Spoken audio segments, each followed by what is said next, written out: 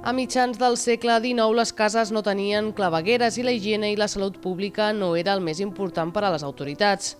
Fruit d'això es va estendre per tot el país un brot de còlera que va arribar a Vallirana a finals de 1854. Diuen les cròniques que havien arribat a morir al municipi fins a 15 persones en un sol dia. Per tant, les autoritats estaven desbordades i no sabien què fer. El 20 de gener de 1855, festivitat de Sant Sebastià, amb una moral de dol i desesperació, el poble es va reunir a l'església parroquial davant d'una imatge del sant, patró de les malalties contagioses, després de pregar i demanar-li que acabés amb aquella epidèmia de mort i desolació. Varen sortir en una processó presidida pel rector mossèn Jaume Rocavert, acompanyat de les autoritats, i van recórrer tots els carrers de la població.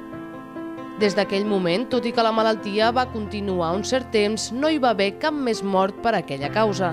Els valliranencs, per tant, emmalaltien, però no morien. Agraïts per la intercessió del sant, els valliranencs van instituir el vot de poble i els nostres avantpassats van prometre celebrar cada any la festa en acció de gràcies. El mes de desembre de 1947, en Francisco Fisas Viñas i en Pere Sells Ventura inicien una campanya per la recollida de fons per la reconstrucció del monument a Sant Sebastià, al mig del carrer de l'Església i en forma de font.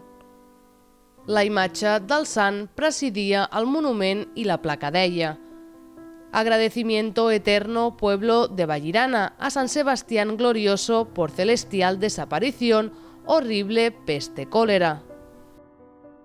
Les festes de Sant Sebastià de 1956 tanquen les celebracions del primer centenari del vot de poble i a l'ofici solemne de les 11 es va procedir a la benedicció del nou retaule i altar de Sant Sebastià.